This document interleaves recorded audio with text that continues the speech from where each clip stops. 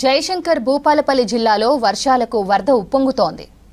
Gollabuddaram ZP high school జలదిగ్బంధంలో చిక్కుకుంది.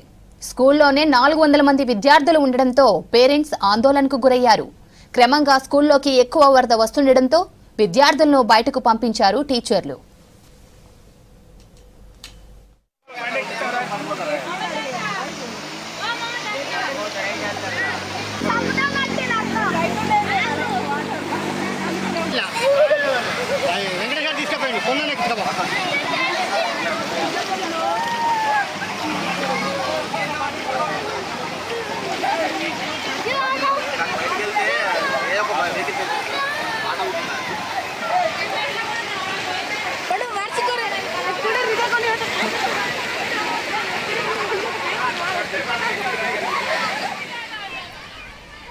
జయశంకర్ భూపాలపల్లి జిల్లాలో వర్షాలకు వరద ఉప్పొంగుతోంది. గొల్లబుద్దారం జెడ్పీ హైస్కూల్ జల దిగ్బంధంలో చిక్కుకుంది.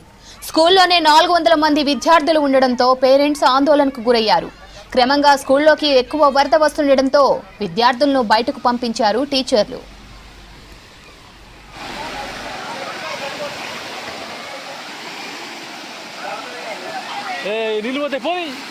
స్టార్ట్ కాదు